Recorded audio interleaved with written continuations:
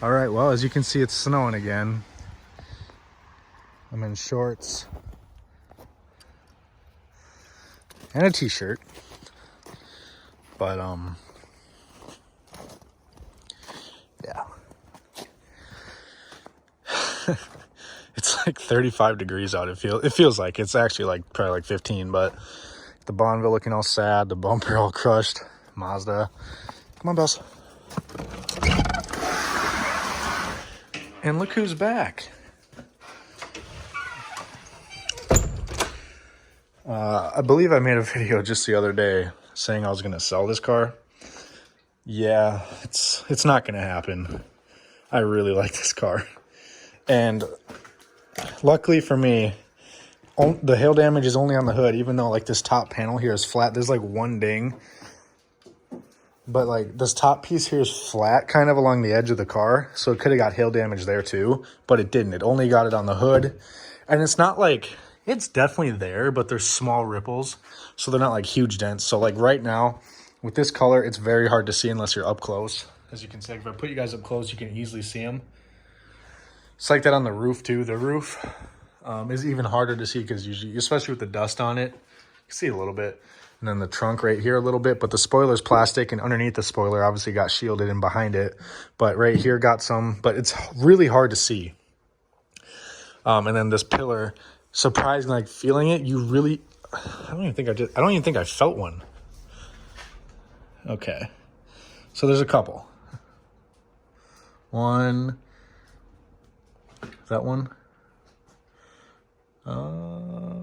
One or two on the pillar. I'm guessing the same on that side. So that's not bad. You really can't see them, like I said, with this paint color. It's like a bluish gray. It's pretty cool. So I have some, there is a ding right there, which kind of sucks, but I'm going to post a picture on the screen for you guys, just how clean this car is, really, because underneath it, not even an exhaust bolt is rusted. I have no idea where this car came from. I'm guessing not Minnesota. I get the title here in, hopefully this week. It should be coming in the mail. They told me they think it's rebuilt, but it might be clean because they had a couple Chargers on the lot, and I never even looked. It was just really like a bang deal. So I don't even know. This one may be clean. It may be rebuilt. My guess for the rebuilt would be someone reported the hail damage and then took the check. That's my guess. So that went on the title. I don't really know. But so couple problems. First off, I had this at Motorworks of Sartell in Sartell, Minnesota, right by St. Cloud. And I went there because my old neighbor went there, and he only gets his Mercedes service there. Well, clearly, he's older than me, so clearly he gets treated better than me, so I just got to rant a little bit to you guys. He referred me there, so I went there, and they just treated me like complete crap. I had an appointment for the car. I got it there on time for the appointment. I mean, I was like 15 minutes late, but literally nobody was there besides a couple people for oil changes, and it's a big shop. And they didn't get the car until that night, like that evening, to diagnose it. So apparently they did a pressure test, and he told me that he didn't tell me much on it. He just said it pointed to further damage, which didn't make any sense to me. A pressure test, it's either there's a leak or there's not, He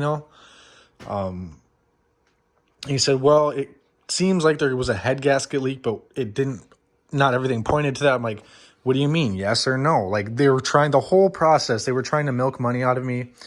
And every time he talked to me, he talked down to me, and he didn't think I was going to know what I was talking about. Or like when I would counter and say, no, it's, I would counter with something smarter than what he was thinking I was going to say.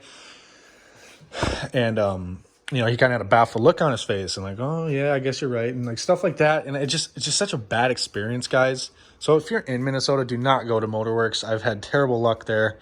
I've had a technician message me and tell me this car is only worth $500 and he'll give me $500 for it. One of the managers there tried to buy it for me for $1,000. And clearly that's kind of a slap to the face. And they didn't even they're like, yeah, it's rust free, it's great, but it needs a motor, $500. And the other guy's like $1,000, and I'll put a motor in. And I'm like, you realize you put a motor in this car, and this car is worth $6,000 minimum. The KBB on this thing is like things like 58 to 78, something like that. In this condition, I put fair condition to good condition because this car is in very good condition minus the hail damage. Now, easily a hood, a trunk, and then the roof, not many people would care about, but I mean, you can get the roof repaired or get a new roof. Yes, it's not cheap, but like, point is like a new hood and a new trunk lid, and you're basically good to go because like you can't really tell the roof, and the roof isn't quite as bad as the hood, I don't think. Point is, it's really hard to tell, and it's not like every single spot. It's like a few here, a few here, a few here, a few here, a few here. But point is, the car is worth well more than what they're offering me, even with a bad motor. And I don't believe the motor's bad. Still, I've been doing so much research on Hemis the past few days while they had it. The paperwork they gave me, and he emailed me pictures of the cylinder heads once they were, well, the cylinder head once it was off because they only took the passenger side, which that's the only bad side. The driver's side's fine. Took this side off. Sent me pictures of it. Sent me pictures of the block, the piston, which is apparently damaged, and it is. But 3 of the 4 on this side are good. It's just that cylinder 8 is bad. That's why it's misfiring. And I'm not going to post the pictures on the screen because they're controversial. But in my honest opinion, because he said the block itself is damaged, not just the cylinder head. He said the piston, the cylinder head, and the block are damaged on this side. The picture of the block, he said there's scoring inside the cylinder walls, which I see like a couple very, very faint lines, like not lines, but like almost like a swirl in a paint, which can easily be machined out. And I don't know the exact term, but like not polished or buffed, but like whatever the term is for, honing out. You can hone it out. I'm pretty sure that's the term. But they don't look bad. And I said, did they catch your nail when if you try to, and he said, very, very, very little feeling. It just feels like a little bit of a roughness in one spot. I'm like, that's fixable. And he's like, no, he argued with me. He's like, that's not, you need to replace the block. I'm like, no, I'm pretty sure that's fixable. Looking at the pictures, there's no chunks. There's no like actual grooves in the cylinder walls. There is, and obviously the cylinder head is easy. You can just replace that. That's not a big deal. It's the block. And he's telling me it's damaged and they won't repair it. They won't do anything. They want to replace the motor. He's like, we're going to replace the motor. I'm like, no, hold up. You're not. He quoted me $5,700 after tax for motor with labor. And then I said, no. I was just having a terrible thing. I'm like, no, I'm going to just put it outside. I'm going to come get it. He's like, all right, well, your cylinder heads will be in the trunk. Everything will be in the back seat that you need to put it back together. I'm like, wait, what? You're not even going to put it back together? And I paid $778 for that. All I did was take this side apart for $778 and tell me I need to replace the motor. And I agreed to the exploratory thing was $400, but they charged me to put it back together. Another $400 pretty much. And that's reusing the old gaskets. He's like, no, okay, we'll put it back together. It's going to be your grand total will be $990 something because we're going to do a new head gasket, intake gasket, valve cover gasket. I'm like, wait. If you're telling me the motor's bad, why would I spend the money for you to put the new gaskets on? Like, that doesn't make any sense if you're telling me the motor's bad. Like, and you want to order a new motor, why would I put new gaskets in and pay that extra $200 or $300? That makes no sense. I'm like, is there anything wrong with the old gaskets? He's like, well, they're pretty bad. I'm like, could that be why it's overheating? The head gasket. He said, well, there's some holes in it, but no, that's not why it's overheating. He did not know what he was talking about. At least in my opinion, he did not. I'm pretty sure the 2 other people I've had come check this car out. I've had a couple of mobile people come check it out. One yesterday and one today. One of them stopped at Motorworks with me, looked at it. All the signs on this car are pointing to obviously the piston needs to be replaced. You can replace a piston. That's not that hard, especially in a Hemi. It's not that hard. It would get a new piston because what happened was the piston. So the car was overheating, right, by the previous owner or whatever. I'm guessing it was the head gasket because he said the head gasket. First off, he tried to tell me it didn't seem like it. Then he said, oh, but it does seem like it's got some holes in it, which obviously that's bad. That's not good. So tell them, like, they need to tell people the truth. They can't, because I'm young, they can't try and take advantage of me and, tell me that it needs a motor and try to Jew me for all this money. That's not how it goes. And he was baffled and dumbfounded when I knew what I was talking about. So what happened is he explained to me in my email and on the notes, is he said, the piston ring broke off and damaged the piston, the cylinder head, and the cylinder walls of the block. The cylinder walls, they really look like they can be repaired. It's just the one cylinder wall. And it's very, very, very minor. It's not like chipping, gouging, anything like that. It's just like a very little score, which is not, you don't want score, but you can get that honed out or honed in, or however you say it. And then the next thing is like the piston ring obviously broke. Piston rings you replace. They're not even expensive, like $30 for the piston ring. And then you buy the piston. I would buy all 4 of them though and do all 4 while I'm at it. All the pistons. And then I would buy a new cylinder head because obviously the cylinder head looks pretty rough, obviously, where the piston was coming up. You know, it's pretty rough where that cylinder 8 piston was coming up and at the bottom of the cylinder head.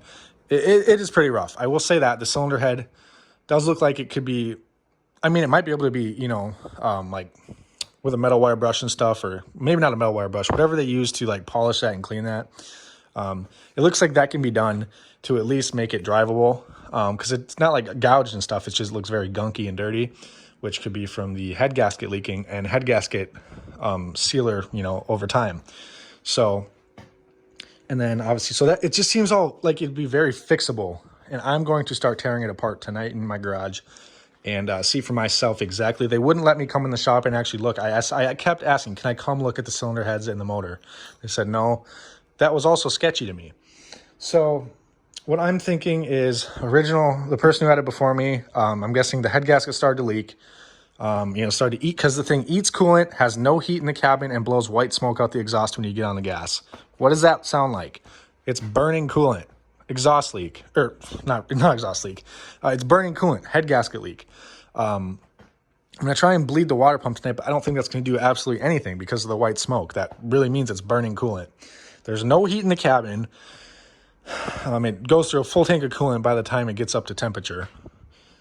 Or like a full reservoir of coolant. And so I'm guessing they kept trying to drive with that, kept trying to fill it. Over time, it got worse. Obviously, as it overheats and heats up, you know, the bad head gasket, the piston's going to expand, and the piston ring is going to break. And he said that caused the piston to get damaged, which I believe that. And that's probably what the noise he said we're hearing in this motor is. Sometimes, you don't hear it all the time, sometimes, which would be the gunk. There were some chips of the piston ring, and a corner of the piston was chipped, which that's what you're hearing in the motor, sometimes. They said the suspension, everything was great, flawless. There's not even rust on a bolt on this. That's the point I want to tell you guys. That's why I want to keep it. I'm going to post a picture on the screen. I don't know if I already did by now in the video. There is not even a piece of rust on a bolt on the exhaust on this car. That's how clean the body is. So, like, why would I not want to? I mean, it could use some paint, but it's only on the bumper, so I don't know. And then, another thing is obviously the alternator's bad. Oh my God. That was not there when I got the car. That scratch. So they did that at the shop. So you can see the hood gap. I mean, it all lines up pretty good. It is a little bit bigger on this side, but not crazy. I was looking at all the panel gaps. I can't really tell if there was an accident. I mean, I don't know, but you never know. Point is, I do think they did that. I didn't see that before I brought it in. But I'm going to go ahead and pop the hood here and just kind of, we'll keep talking. Sorry about the long video, guys. It's just, I really want to keep this car. I drove it home from there. He told me I wouldn't drive home. He's like, because we're reusing your old gaskets, which I don't recommend. I'm like, I just needed to get home so I can tear it apart. He's like, I think you should let us put the motor in. I'm like, they're trying to Jew me for money. Because the motors online are, you know, $1,600 to $2,200, and they want $5,700. He said, the labor is probably a quarter of that. I'm just, everything didn't seem to add up. And I'd really like to see myself driving this car. My girlfriend loves it. There's a lot of space in the back. You know, it's fun. It's got 375 horsepower, or 370, whatever. It's got heated seats, you know. It's a sweet car. And there's a lot of aftermarket, you know, Cooks, Hooker, Magnaflow, Borla, everything for exhaust and headers. And I mean, this car is in insanely good shape. So minus whatever's going on under the hood and some of the weather stripping and whatnot. It looks like it's sat for a good amount of time. I believe the dealership, that's the day they took it in on trade. So they had it for a while. It's sat. I mean, winter will do that to the weather stripping. But just a minute. Let me get this guy. All right. So what they did, so they obviously took the intake manifold off, unbolted the back of the exhaust by the manifold over on this side. Obviously undid these harnesses, undid the valve cover, all these, took the valve cover off. You know, you got to remove, like, this is the only thing. So it's pretty easy on a Hemi to remove the cylinder head. Kind of quickly run through you guys a little bit, just really quick. Obviously unbolt this, you know, your intake. You unbolt, what is it? I've watched a few, it's like, you know, some lines, but mostly with the intake manifold, the fuel rails and the injectors come out with it. You just unbolt the fuel injector clips, the coil packs, take all that out, unbolt your manifold bolts, and it pops off after you just undo this fuel line. And it pops, the manifold will pop off, then you have access to, you know, you get your valve cover off on whatever side you need or both. And then you go to back there, there's going to be some two exhaust bolts you got to undo or cut if you just want to replace your exhaust, whatever. It might be easier to cut for some people. But mine has zero rust, and they just had it off, so I think I'll be able to do it. No problem. That's also good, though, for me. They just had every nut broke. So, you know, get back in here, and obviously then you have your head bolts and stuff, and yeah, it's not, I'm kind of making it a little complicated. It's not hard. It's basically pull this, undo all the harness clips, you know, just undo the clips, undo your whatever, this line, I think this line, unbolt your manifold, and it should pop off. It's pretty much that. Because the fuel rails on this one, that's awesome. The fuel rails and everything come out attached to this already. You don't have to undo them separately like a lot of cars. And then you undo your coil packs and whatnot. A few other little connectors here and there that are in the way. Then just your valve cover bolts, pull the valve cover. Then you have access to the head, which has the head bolts and stuff. You got to take a few things out, but Hemis are pretty freaking easy to work on. And one thing I really want to also get this intake manifold off, because when the piston chunk came off and stuff, it also looks like it could have a valve seat problem. It's very common on these for that valve. When that breaks off, it gets into the intake manifold and can damage the engine a lot more. So I want to empty this out and clean this out, because you don't want that rattling in there. It's just going to damage it again. Whew, sorry, I'm talking fast. And oh my God. What a bunch of asshats. Look at my belt. It's not even on. It's on the fan.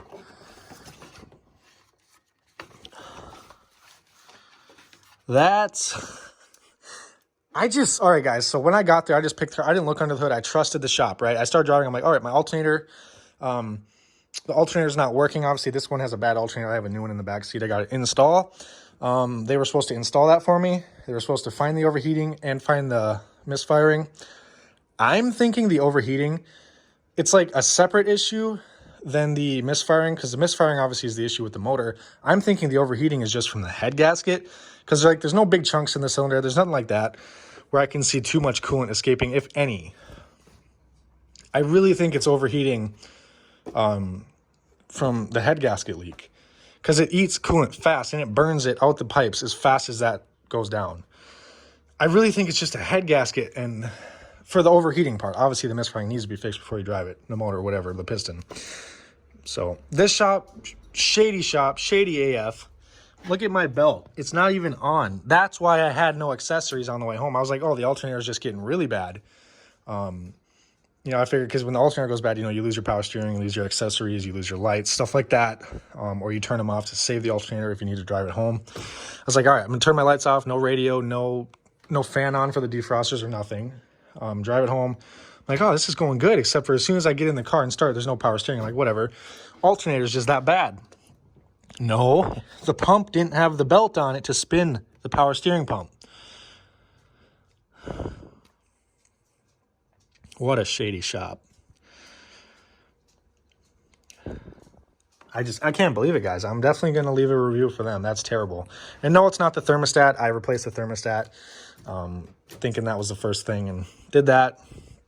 They said they did the pressure test. I honestly don't even believe that they freaking did a pressure test. If he couldn't give me a definite answer what was leaking, I think they went right to the misfire issue first, which I told him, overheat first, misfire last. But clearly they couldn't do that. They couldn't follow what I wanted, so they wanted to do what they wanted, which in the end cost me way more money than it should have. Now I got to look up a diagram and get this belt back on. It's not on the alternator. Well, it is on the alternator, but it obviously doesn't have any tension, so it's not going to spin it. Great. It's not on anything. It's not on the water pump. Nothing. Oh my God, guys, do not go to Motorworks. And the belt didn't pop off on my way home. I know that for a fact, because when I got in the car, the first day I got it, it had everything, power steering, everything. When I got in it to drive it home from their shop, it had nothing. I just figured the alternator got weak sitting in their shop, you know, over time. If they had the door open and whatnot, battery drawing power, when they had it started, running, whatever. Nope, they didn't put the belt back on. Fucking asshats, man. I cannot wait to leave a review on their website about everything. They have such good reviews, but it's all by people who get oil changes and stuff, you know? And they have there's a lot of reviews, though, that people are pretty pissed off. It's all, I don't know. Not going to get into it anymore. Point is, guys, this car is going to be on the channel. I'm going to completely redo it, fix up the headlights, fix up some of the hail damage, like completely. I'm going to get an SRT8 hood for sure. It's like $350 will get me a brand new SRT8 hood that's black primed and ready for paint. And it's got, it's got the snorkel and stuff. It just looks so good. And then I have a whole SRT8 trunk I'm bidding on right now with the spoiler. It's silver. It needs paint, obviously, but it's 100% clean, no issues. So SRT8 upgraded to the trunk with it comes with the spoiler already attached, the hood. So that is basically all the hail damage that I care about. I could honestly care less about the roof. I mean, this color really hides it, even in the sunlight. So, and then the next thing is I want to do, so once I get that off and find out my issue, I want to do 6.1 cylinder heads and up. So the top end, 6.1 top end. So apparently that's a popular upgrade among the Charger forums. So you got your 6.1, like your cylinder heads, the intake manifold, all your injectors, fuel rail. I'm guessing it's the same fuel rail and stuff, just different injectors, coil packs, stuff like that, all the way up for the 6.1. Basically a top end 6.1. And I could do it all by myself in this garage, right here. When I was thinking it actually was a bad block when they were telling me that, and all the research I've done and people telling me I can save the block, and it's probably just all the issues in that cylinder with the cylinder head with the piston down there and stuff. Obviously the piston's not in the cylinder head, but you know what I mean.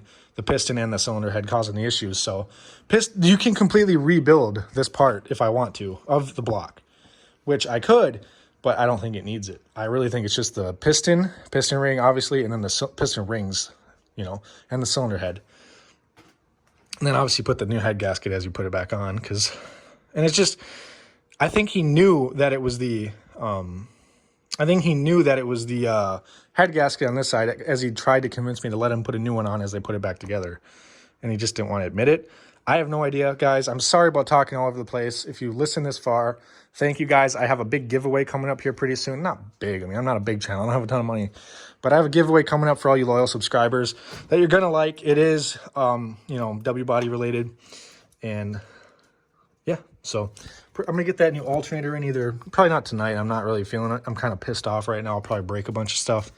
But pretty soon. And I got the giveaway coming up. I'm going to make a whole video announcing it. And this does not affect me getting an LS4, guys. This car was $700. Technically $1,400. I'm into it now. Basically $1,500 after the full tank of gas I put in it when I got it, and then the basically $800 of them just screwing around. I just can't believe they charged me to take it off and then charged me again. They expected me to pick the car up with the cylinder heads or the cylinder head in the back. So. Yeah, I don't know, guys. What do you think of the experience? I don't think I'm overreacting. I mean, I could be, but I really don't think I am. With all the research I've been doing while I've had this, everyone on the forums and stuff is telling me that it looks like started as a head gasket, which would fix my overheating issue, and then the random misfiring / low engine power noise, or the low compression, which they said they did a compression test in cylinder 8. And they said it had very low compression, which that piston issue obviously is going to give it low compression. And also a bad head gasket in between cylinders will give it low compression and, you know, sporadic compression. So, I mean, guys, I'm pretty sure it's the head gasket and then just the piston and piston ring. And I think if I kind of machine down the cylinder head on the bottom of it, so it is a good mating surface again with the head gasket, I think that with the new piston and piston ring will be good to go. I don't know. We'll find out. If not, but I mean, I'm really confident with what people have been telling me, what I've been researching, common issues with these Hemis, that I don't think it's the block itself. Sure, if there's just a hair bit of scoring, which it doesn't look like a lot, it looks like there's some gunk down there on top of the cylinder, because the cylinder 8 cylinder, when I took the picture, was down. Yeah, there was definitely some gunk and crap in the chunk of it that was broke off, you could see.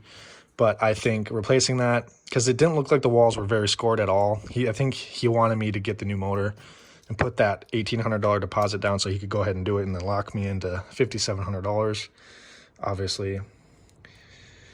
And I also find it weird that they were trying to buy the car from me when I said I didn't want the motor. So, and then this really pissed me off, this belt.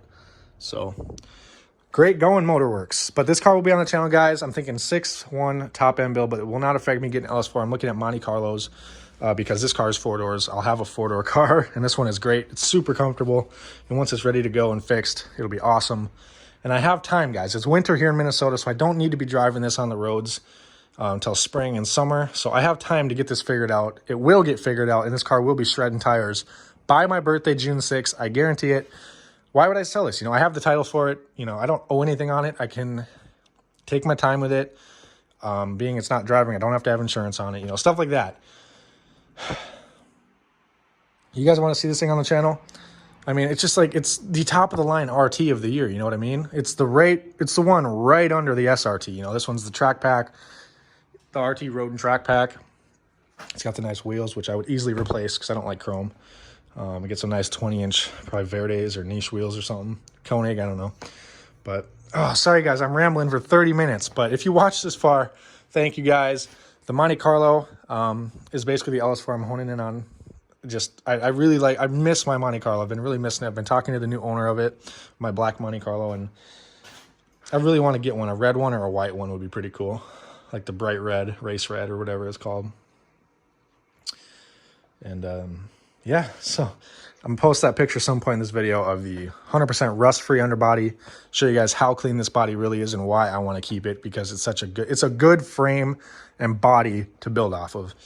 Hell, if I wanted to, I could do a complete SRT swap, or even just a 5.7 for like 1,700 bucks. Get it shipped to my house, go buy an engine cradle or an engine hoist or whatever, a trans jack, and just start going to town on it, you know, learn a lot. This would teach me a lot. I could build a lot of stuff up in my garage, get a nice flooring in here. It'd be really awesome, actually. Really fun. So, like, comment, subscribe, guys. And I am looking for a new Bonneville GXP. Obviously, I have a business I'm running. I'm constantly looking for new cars to flip. But I'm looking for a Bonneville GXP for our family to drive, so I don't have to borrow my mom's Mazda, obviously, while this is down. So if you guys see any pearl white or black Bonneville GXPs, if you're even this far in the video listening, please DM me on Instagram, Minnesota Made 20. Let me know. I'm in Minnesota, obviously. I'm not going out of Minnesota for a Bonneville. But if you see any, let me know for a good price, good deal, good condition, no rust, because that's a car I would keep on the channel. I'm starting to get the income to where I can keep, you know, 2-3 cars. And I want a Bonneville GXP, LS4, and this girl. And then, you know, probably sometime later summer when I get my dealer's license, I will need to buy a diesel truck so I can tow vehicles back and forth from auction, whatnot. Then obviously the Bonneville or the LS4 will have to go. But until then, guys, like, comment, subscribe. A lot of stuff up in the air. Just kind of a rant video. And we're going to keep the Charger. Why not? I mean, I have $1,400 tied up, $1,500 tied up in it. Why not? You know, I own it. I have the title. Well, I will have the title in a few days, you know. I ain't paying nobody. It's no bank's car. It's my car. So, see you guys in the next one. Bells is chilling. We're going to go inside and, well, I'm going to start tearing this apart. Then I'm going to go inside. Might update you guys. No. Next video, you guys will probably see the top end will be off of this car, most likely. And we'll get your guys' opinion on what to do. So.